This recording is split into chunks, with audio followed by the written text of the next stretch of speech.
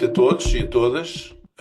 Este é mais uma sessão do seminário permanente do Instituto de Cristianismo Contemporâneo, que é promovido pela Ciência das Religiões da Universidade de Lusófona e que decorre durante o ano letivo, durante todo o ano letivo.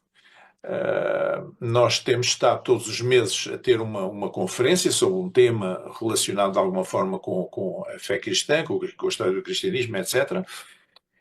E hoje temos, então, o prazer de ter connosco a nossa amiga e colega, a professora Lídia Semeyer, que vai falar sobre o silenciamento das mulheres na Igreja Primitiva.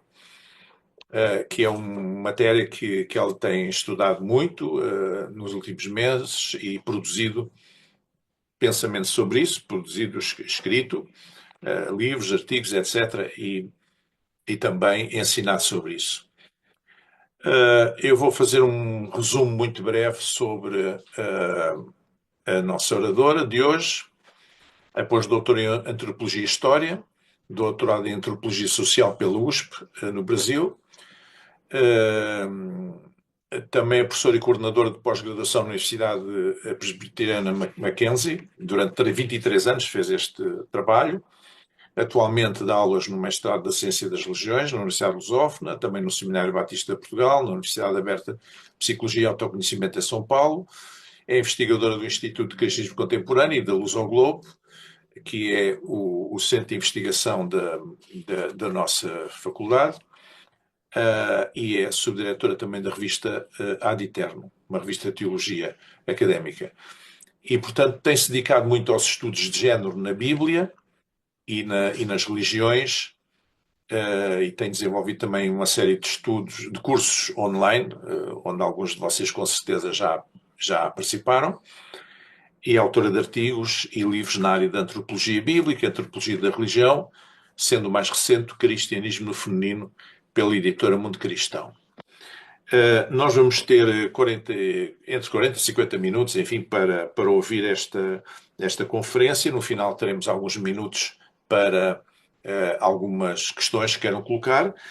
E eu agradeço que no final também tenha algumas informações importantes, como, por exemplo, dar acesso a um livro da professora Lídice, que está disponível em formato e-book,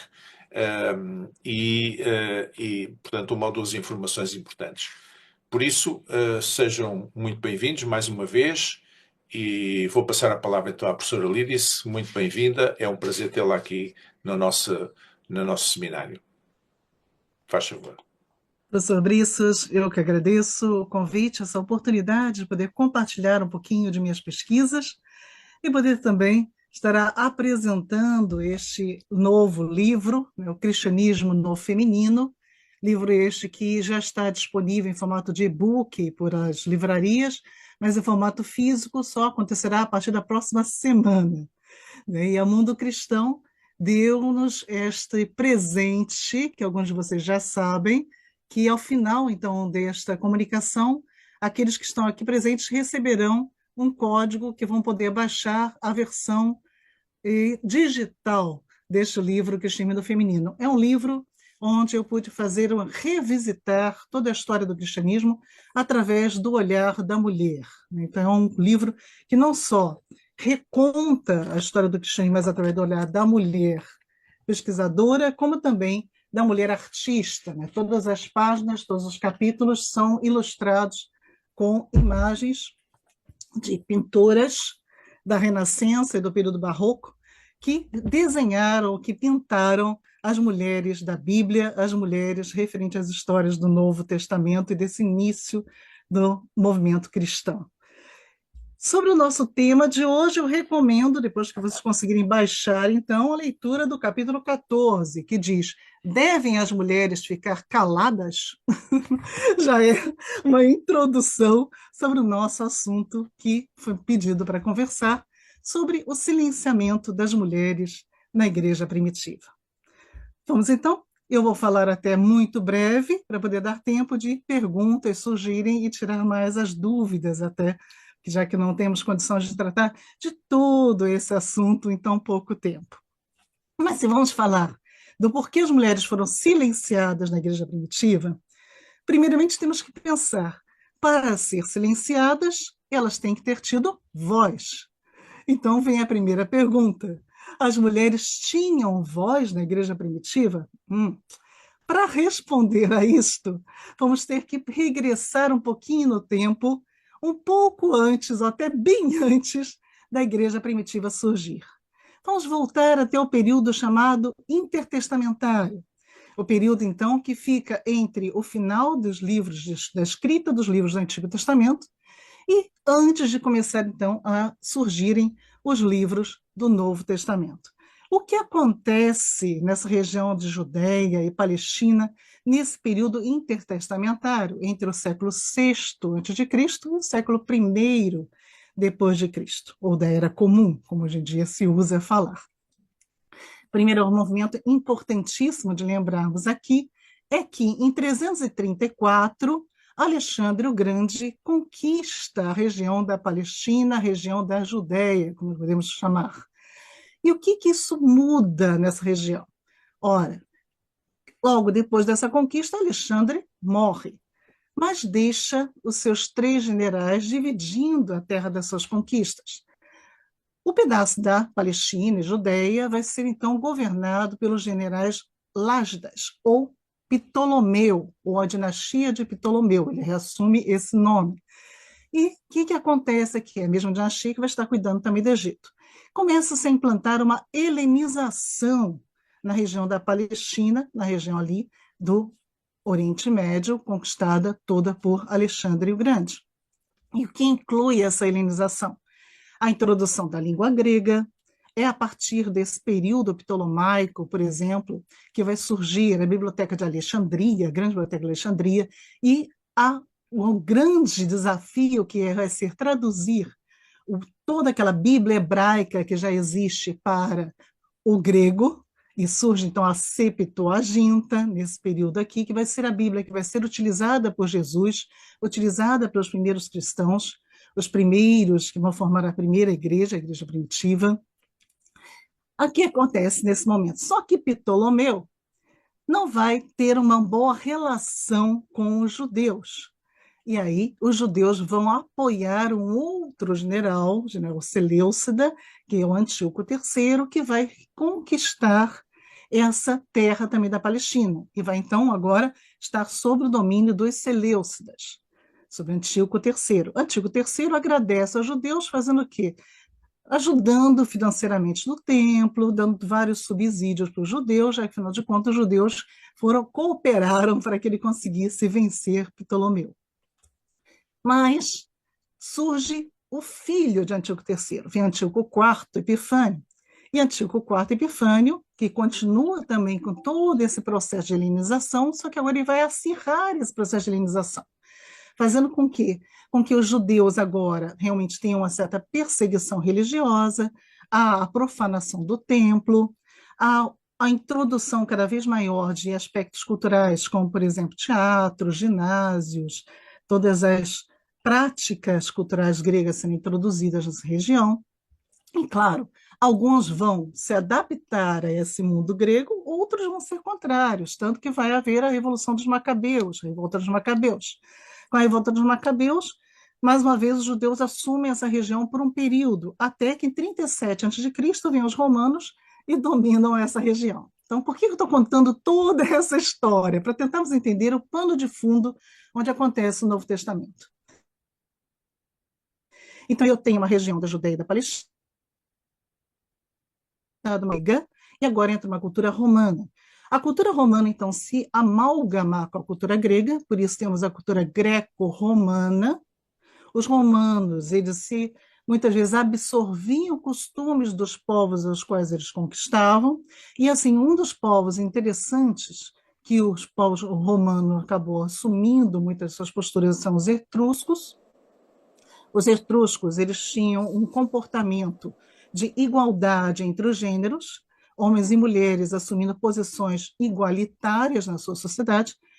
E aí, o que acontece? Quando o mundo greco-romano, então, começa a dominar essa região da Palestina e da Judéia, As mulheres são quem ganham principalmente. Por quê? Porque apesar de muitos acreditarem que a mulher, no período do primeiro século, ou primeiro século antes de Cristo, primeiro século depois de Cristo, fosse uma mulher que muito submissa, subjugada, sem voz, sem poder nenhum, muito pelo contrário. Debaixo desse poder greco-romano, as mulheres conquistaram muitas liberdades. Elas tinham liberdade de ter comércio próprio, propriedades próprias, dependendo da classe social, tinham alcance da educação, podendo aprender a ler e a escrever, tinham liberdade de ir e vir, podiam, inclusive, receber a herança de um marido falecido ou de um pai também falecido, coisa que também anteriormente não era possível. Então, mulheres podiam ter propriedades, podiam ter uma situação financeira muito interessante. Isso já muda muito da nossa imaginação sobre o que acontece no primeiro século de surgimento da igreja, do papel das mulheres. É claro que isso vai variar de cidade para cidade. Algumas cidades eram muito mais helenizadas, como podemos ver Magdala, Tiro, Sidom. Outras cidades não eram tão helenizadas, ou tinham uma restrição maior a esse helenismo, como o caso de Jerusalém, ou aldeias pequenas como Nazaré. Podemos perceber claramente essas diferenças, as posturas com relação à mulher, até mesmo dentro do judaísmo, dependendo da cidade mais helenizada. O judaísmo aceitava até mesmo a presença de mulheres na sinagoga, com uma certa liderança nas sinagogas, em lugares onde, então, havia uma restrição maior à presença da mulher. Os textos chamados deuterocanônicos na Bíblia Católica ou apócrifos na Bíblia Protestante, que foram escritos nesse período chamado intertestamentário, mostram claramente isso. Quando um texto é escrito em Jerusalém, é um texto normalmente bem negativo em relação às mulheres, mas os textos escritos nas regiões de diáspora são textos extremamente positivos em relação à mulher. Por exemplo, o texto de Judite, que mostra, então, uma mulher representando Israel e fazendo toda a vitória, libertando o seu povo. Muito bem. Então, já isso só para a gente ter esse pano de fundo. Então, agora chegamos, então, ao Novo Testamento. Pensando nisso tudo, fica mais fácil compreendermos como algumas mulheres puderam, inclusive, sustentar o ministério de Jesus, ter dinheiro para isso. E vamos perceber também como é que o conceito de viúva é muito diferente do Novo Testamento para o Antigo Testamento. Não é o mesmo conceito. No Antigo Testamento, pensamos em viúva como aquelas mulheres pobres que precisavam de ajuda, de sustento. No Novo Testamento, elas vão continuar existindo, claro, sempre vão existir os pobres. Jesus mesmo disse: os pobres sempre estarei convosco. Mas vão existir também viúvas que não precisam de sustento, muito pelo contrário, vão usar do seu dinheiro, vão usar as suas propriedades para colaborar com o cristianismo, com a igreja cristã que está se iniciando. É dentro desse movimento todo, então, que começamos a observar as vozes que eram, sim, ouvidas nesse início da igreja. Mesmo nos evangelhos, já vamos ter algumas vozes muito importantes. A voz, por exemplo, da mulher samaritana, uma mulher que muitas vezes as pessoas pregam nas igrejas, ou fazem estudos como sendo uma mulher da vida, uma mulher de vida fácil, que teve vários maridos, e contam várias histórias sobre elas, botando essa mulher como se fosse uma pessoa extremamente de vida negativa. Mas se essa mulher fosse de uma vida tão negativa assim, ela teria ido para a cidade dela e teria conseguido convencer várias pessoas a retornar até Jesus e ouvirem de Jesus? Ela tinha voz e ela era ouvida, ouvida e respeitada. A própria mulher samaritana, então, precisa ser revisitada. A mulher samaritana tinha uma certa educação, ela tinha cultura a ponto de discutir com Jesus teologia, coisas que muitas vezes não percebemos tão claramente numa primeira leitura. Mulheres como Marta, ou a mulher Ciro-Fenícia, que ousaram debater com Jesus, ousaram discutir com Jesus e discordar de Jesus. Marta de Betânia e a mulher Ciro-Fenícia, mulheres que têm voz. Mulher como Maria Madalena, que foi escolhida pelo próprio Cristo para ser aquela que vai levar a mensagem das boas novas da ressurreição, para todos os demais discípulos, homens e mulheres. E mesmo depois da assunção de Jesus, vamos perceber que as mulheres continuam presentes. Elas estão lá no cenáculo quando ocorre o Pentecostes. O nome delas, inclusive, está registrado no livro de Atos. Resultado, quando acontece o batismo do Espírito Santo e aqueles que estão lá, os discípulos começam então a falar em outras línguas, esses discípulos não eram apenas homens, haviam também discípulas. Maria, a mãe de Jesus, estava lá e ela provavelmente falou em outras línguas também. Talvez Madalena e muitas outras também, que faziam parte desse grupo seleto após a morte de Jesus e sua ressurreição e ascensão aos céus. É tão interessante, é tão importante a presença dessas mulheres, a voz dessas mulheres, que quando também no livro de Atos, Lucas registra que Saulo perseguia os cristãos, ele perseguia homens e mulheres. As mulheres também tinham a sua voz e precisavam também ser caladas desde o momento da perseguição de Saulo. A primeira igreja de Jerusalém também vai acontecer dentro de uma casa de uma mulher. Apesar de Jerusalém ser um pouco mais fechada à participação feminina, a primeira igreja reúne-se na casa de Maria, mãe de João Marcos, que tem sua voz.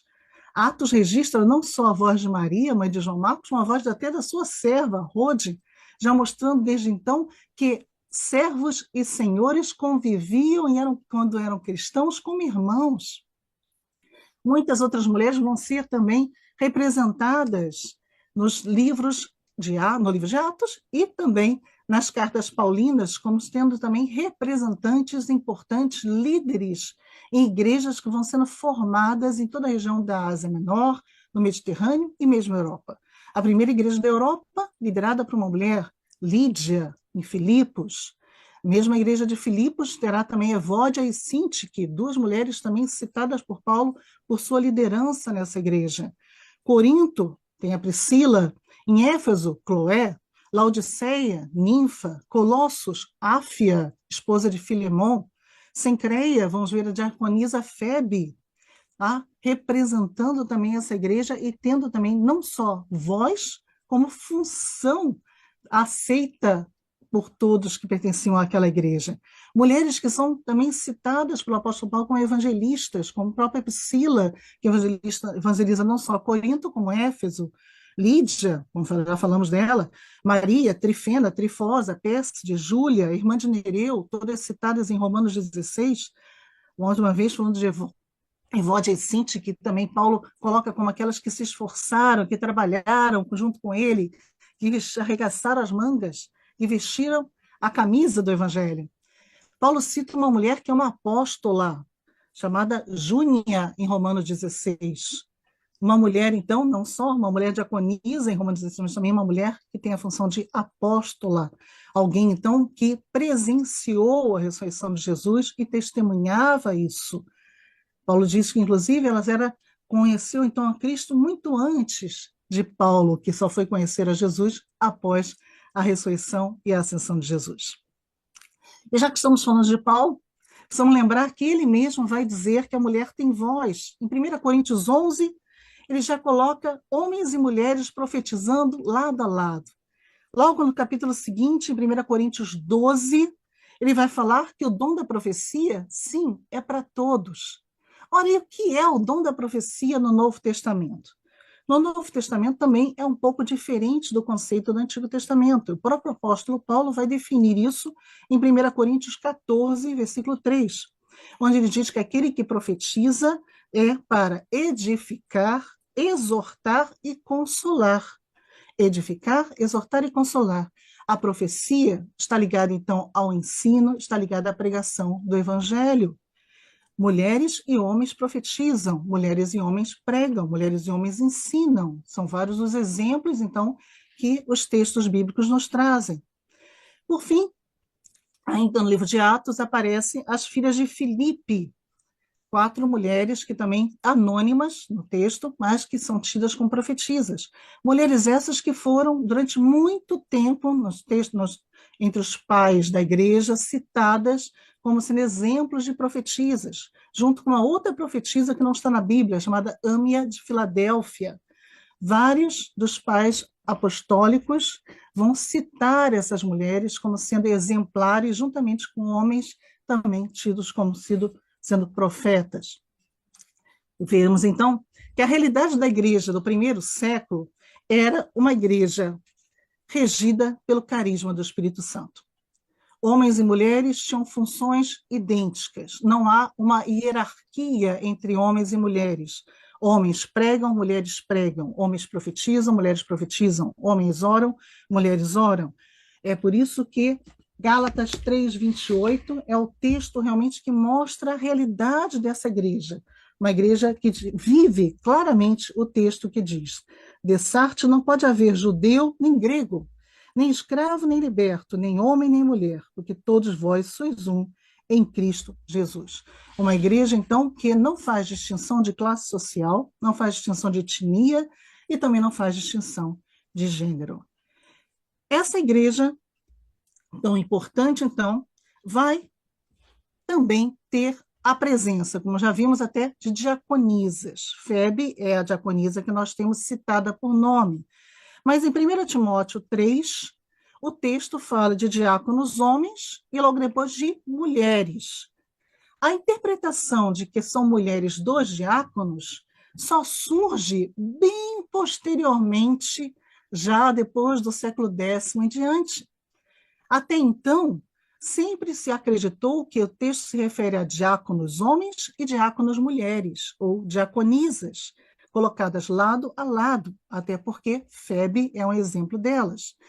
Também nessa igreja do primeiro século, nós temos as mulheres viúvas, já falei delas, que têm dinheiro e por isso podem sustentar o ministério de Paulo, sustentar o ministério de todos os missionários, a colaborar com essa igreja, e elas formam o que vai ser chamado futuramente de Ordem das Viúvas.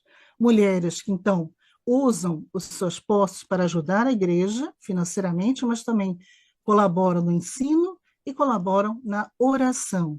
Elas vão ser chamadas, muitas vezes, nos textos bíblicos, de presbíteres ou de anciãs. Lembrando que o termo ancião ou anciã não se refere à idade, ao cabelo branco, não, se refere à capacidade de liderança, ao conhecimento e à possibilidade de passar esse conhecimento.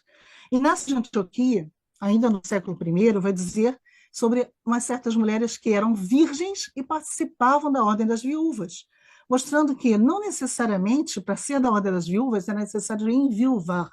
Talvez uma mulher virgem, solteira, mas que também tivesse posses, quisesse participar desse grupo, ela participava também e colaborava na igreja da mesma forma. A Ordem das Viúvas vai continuar existindo na igreja durante muito tempo, só agora, depois de existir, deixar de existir, que eu vou contar sobre isso, e depois ela retorna novamente agora neste século.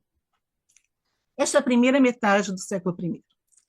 Então, se é tudo tão bonito, como é que as mulheres começam a ser caladas? Que história é essa? Acho que todo mundo está perguntando exatamente isto. Sim, começa agora. Tudo começa na segunda metade do primeiro século, bem no início da igreja. E por que começa? Qual é o ponto de virada da história do que é a mulher no cristianismo? A morte de dois homens. Por volta do ano 66, 67, dois grandes líderes são assassinados, Pedro e Paulo. Pedro, o líder da igreja de Jerusalém, é crucificado de cabeça para baixo. Paulo, o líder itinerante de todas as igrejas da Europa, da Ásia e toda essa parte do Mediterrâneo, é decapitado. E a igreja perde seus líderes e fica descabeçada, claramente. A igreja não tem, então, agora como tentar ter uma unidade. E o que acontece, então, nesse primeiro século, na segunda metade do primeiro século? Eu não tenho um centro doutrinário único, eu não tenho uma única maneira de entender os textos que circulam pela igreja, eu não tenho uma Bíblia, a gente nem sempre tem essa noção. A Bíblia, como nós conhecemos, o Novo Testamento, não está escrito ainda. Eu tenho algumas cartas paulinas, cartas essas que circulam em algumas igrejas. Não chegaram nem em todas as igrejas. Nem todas as igrejas tinham conhecimento de todas as cartas de Paulo, para começar. O que se conhecia? O Antigo Testamento, em grego, a Septuaginta, alguns textos deuterocanônicos, textos escritos, então, nesse período intertestamentário, e esses eram os textos que as igrejas utilizavam. Cada igreja, então, fazia ou entendia, muitas vezes, de forma diferente esses textos. Como é que eles se reuniam? Em casa. Como é que era a ideia dessas casas? Né? Era um sistema grego de reunião de assembleias nas casas, chamado eclésias. Por isso que o termo eclésia, que vai dar origem à igreja, vem desse termo das assembleias gregas. Casa é território do feminino. Desde o mundo judaico, as mulheres eram responsáveis no Shabá por toda a cerimônia do Shabá. Quando acontece a conversão, é natural que essas mulheres continuem também tendo certa liderança religiosa dentro das suas casas. Por isso é tão claro o Novo Testamento colocando mulheres na liderança de muitas dessas igrejas que se reúnem nas casas. Ao mesmo tempo, começa também a surgir um sistema de governo por territorialidade, ou seja, por várias igrejas que são na sua região próxima vão estar submissas a um bispo. Este já é um sistema mais ligado ao sistema romano. Então, a igreja começa já a ter toda essa questão. Uma coisa importante de observarmos é que, neste período também, acontece uma revalorização do judaísmo muito forte. Por quê? O imperador Nerva, que vai reinar por muito pouco tempo, ele vai assumir no ano 90 e pouco, e ele vai pegar um governo romano, um Estado romano na bancarrota, devendo, e ele percebe que se ele perdoar os judeus e deixar os judeus, então, bem dentro do império, os judeus vão poder pagar as suas... pagar os impostos corretamente, e com esses pagamentos de impostos ele pode também reestruturar o governo. Nerva, então, dá várias vantagens aos judeus. Ora, o cristianismo, estou ainda no século I, o cristianismo ele é uma facção judaica, é assim que ele é visto, como sendo uma divisão do judaísmo, um judaísmo um pouquinho diferente. E é claro, se o judaísmo começa a ser valorizado, os cristãos, a igreja também começa a observar isso e pensar, olha que interessante, a gente também pode começar a aproveitar um pouco disso. E aí, o judaísmo começa a voltar para dentro das igrejas. Aquilo que o apóstolo Paulo tinha começado a fazer uma certa limpeza, dividindo, separando muito do judaísmo do que era cristianismo, começa o judaísmo a retornar para dentro da igreja, uma rejudaização da igreja. Junto com essa rejudaização, o papel das mulheres também vai diminuindo, já que dentro do judaísmo elas também não têm um papel tão forte assim. Chegamos ao século II. No século II, eu já tenho agora a formação de um grupo mais organizado, mais hierarquizado dentro da igreja, que considera-se um grupo mais ortodoxo, que vai se autodenominar Igreja Católica, com o sentido de Igreja Universal. Esse grupo começa, então, a ser aquele que vai tentar criar as regras básicas para unificar esse cristianismo. Só que eu tenho muitos cristianismos, como já comentamos aqui. Eu tenho cristianismos que têm doutrina semelhante, prática semelhante, mas são diferentes dessa Igreja Católica. Doutrina semelhante e prática diferente, como eu vou ter também doutrina diferente e prática completamente diferente da Igreja Católica. Uma das grandes diferenças que vão acontecer no século II, que já acontecem, é que se está acontecendo essa hierarquização que é realizada através de uma ordenação ritual daqueles que vão ser os líderes da igreja, isso se contrapõe àquela organização dos ministérios carismáticos, que eram aqueles formados, então, pelo apóstolo Paulo, com base na semelhança, na igualdade entre todos, não importando a classe social, não importando o gênero, não importando nada mais. Eu tenho, então, uma divisão já da igreja entre aquelas que aceitam o ministério carismático e aqueles que vão aceitar o ministério da ordenação ritualística. É nesse período do século II, dentro desse mundo do cristianismo mais carismático, que vai surgir um movimento chamado Nova Profecia, um movimento que se diz herdeiro da profecia do Antigo Testamento, liderado por homens e mulheres. Duas mulheres ficaram muito famosas, Prisca, ou Priscila, e Maximila, liderando esse movimento, junto com alguns homens. Esses homens, um deles ele chamava-se Montano. O movimento se chama Nova Profecia. Ele, então, tem essa ideia de tentar trazer um pouco da ação do Espírito Santo de volta para toda a igreja. Um dos que se adaptou e acabou participando bastante desse movimento, um pai da igreja, é Tertuliano. Por um bom tempo participou da Nova Profecia, e é dele que nós temos muitas informações a respeito desse movimento. O movimento acabou ficando conhecido como montanismo. Isso é o que aparece na maior parte dos livros, mas é engraçado observar que esse nome montanismo só aparece no século IV. Até então, é Nova Profecia. Vamos observar por que montanismo, então? Já é a ideia de que, olha, tira o papel das mulheres, vamos colocar Montano como sendo líder, por isso é montanismo, e não priscilianismo, como muitas vezes Tertuliano chama o próprio movimento. É nessa época também que é escrito o livro Didaquê, é um manual de tentativa também de organizar essa igreja. No Didaquê não tem separação nenhuma entre os gêneros, não aparece nem separação de homens e mulheres, todos são tratados igualmente, todos podem ter as funções igualmente, mas observa-se que, então, a igreja está muito dividida ainda. Alguns estão mantendo ainda o carisma do Espírito Santo, outros ainda tentando fazer essa hierarquização e masculinização dessa igreja. É do século II também que aparecem as chamadas interpolações dos textos de 1 Coríntios 14 e 1 Timóteo 2, que vão silenciar as mulheres, aparecendo, então, textos que são acrescidos aos textos da Bíblia, já com funções de controlar também o papel das mulheres. No século III, o movimento da Nova Profecia também começa a ser combatido. As profetisas desses movimentos carismáticos começam a ser desqualificadas, taxadas de prostitutas, histéricas e hereges. Os movimentos de heresia são sempre atrelados à presença de mulheres em funções de liderança. Então, já começamos a observar como os textos da igreja vão alterando também a posição em relação às mulheres aqui. As profetisas dos movimentos ortodoxos ou que pertencem da igreja católica são colocadas para falar apenas dentro das suas casas, não podem mais falar no público.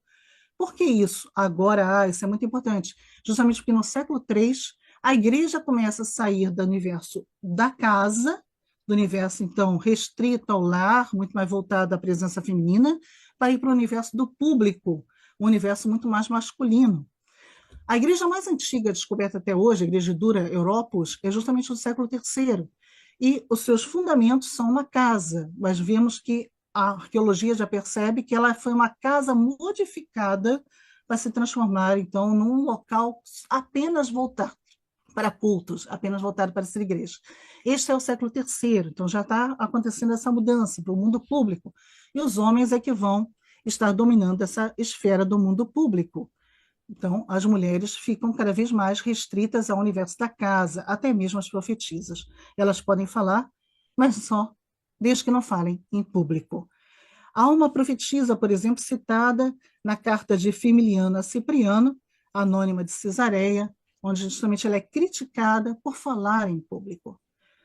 Uma outra profetisa que aparece nesse período também, muito famosa e muito importante para o estudo das mulheres, é Perpétua. Perpétua, que foi uma mártir, que deixou um texto, o Diário de Perpétua, é o primeiro texto de autoria feminina realmente reconhecido de autoria feminina no cristianismo, o Diário de Perpétua, é do século III. Perpétua é uma profetisa, ela conta no seu diário diversas suas profecias, mas também ela é aceita pela Igreja Ortodoxa, a Igreja Católica, por quê? Porque ela é uma profetisa que não profetiza em público no meio das praças, não profetiza na frente dos homens, não, ela é também recatada e, ao mesmo tempo, também ela é uma mártir, o que faz também com que ela seja bem aceita. Os documentos desse período são a tradição apostólica e o didascália. Desses dois documentos, quem for depois estudá-los vai perceber que as viúvas, aquelas que ajudavam financeiramente, que pregavam também, que evangelizavam, que ensinavam, vão ser agora restritas apenas à oração. Elas podem continuar trabalhando sim, mas orando, dentro da oração, ministério da oração. E as diaconisas? As diaconisas agora vão trabalhar principalmente com cuidados de doentes, de ambos os sexos, e com o ensino das mulheres, e a preparação do batismo dessas mulheres. Então, agora as diaconisas vão sendo voltadas mais para a ação entre mulheres. No século IV, e que já sabemos, é quando a igreja começa, então, a estender os braços para o Estado, ou o Estado estender o braço para a igreja, começa a andar de mãos braços dados, e o que acontece? Uma institucionalização do cristianismo dentro do Império Romano. Agora eu tenho a Igreja Católica Romana se formando. Essa igreja vai associar o modelo do governo ao modelo do governo romano também. Como assim? Estão fazendo aquela hierarquia em forma triangular. Isto vai ser absorvido pela igreja. Então, a igreja passa a ter uma hierarquia semelhante à hierarquia do governo romano. Um texto de época, o Estatuto dos Apóstolos, ainda se preocupa muito com o ministério feminino, vai discutir muito sobre isso, que ministério podemos dar às mulheres, elas participam da igreja, mas o que elas podem e não podem fazer, o texto discute bastante sobre isso.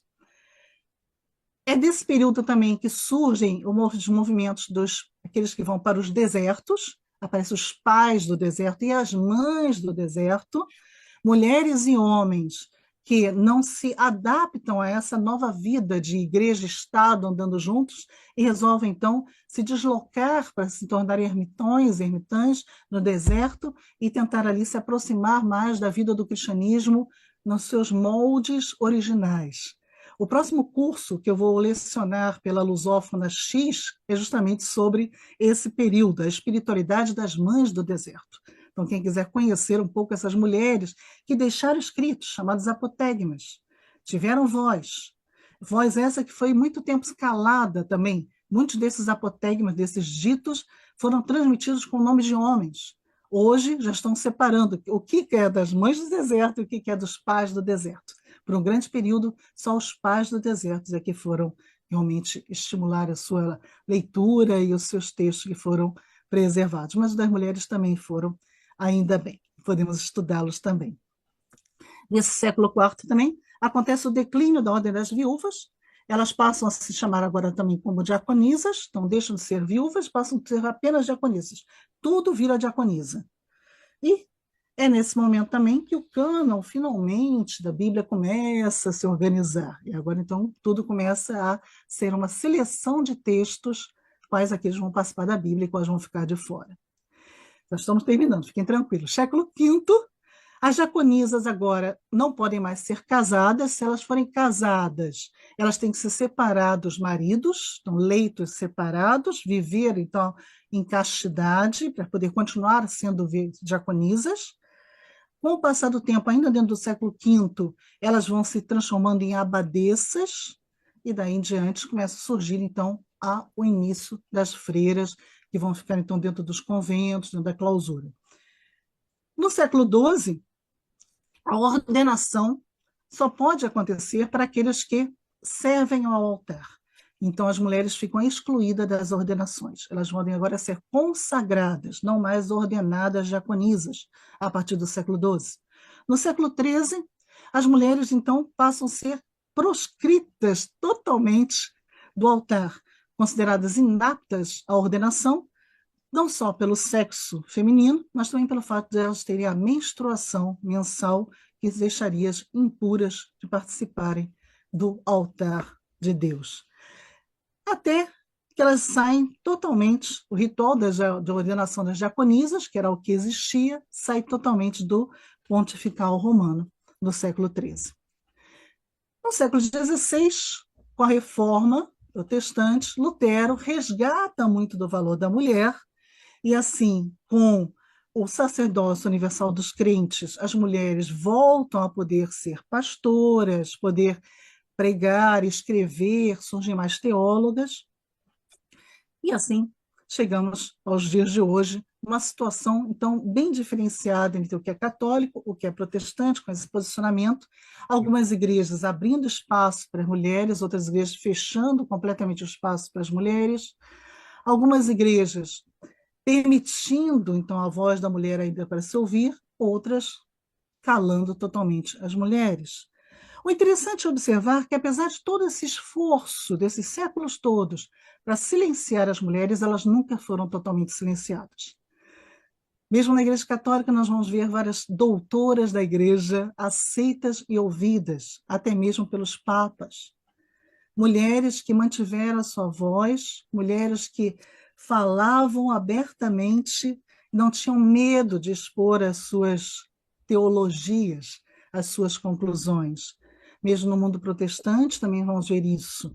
Até mesmo no luteranos, vamos continuar a ter as freiras luteranas, que têm voz também, e até o início da voz delas é justamente isso. Quando Lutero fala, quero acabar com as freiras dentro do protestantismo, elas dizem, não, nós queremos continuar a ser freiras, só isso já é ter voz. Poder dizer, é o que nós queremos ser, é o tipo de vocação que nós queremos seguir. As mulheres até hoje ainda são a maioria em todas as igrejas cristãs. O sustento das igrejas, vem do dízimo, das ofertas, vem principalmente das mulheres, porque elas são as maiorias. Elas são a maioria nos campos missionários, mesmo casadas ou solteiras, são elas que enfrentam os maiores perigos missionários. As mulheres continuam, então, tendo a sua voz, mesmo apesar das tentativas de silenciamento, executando atividades essenciais para a igreja, mesmo que por baixo dos panos, mesmo que extraoficialmente. O que podemos perceber é que o carisma do Espírito Santo não pode ser calado. E ele fala pelas mulheres e pelos homens.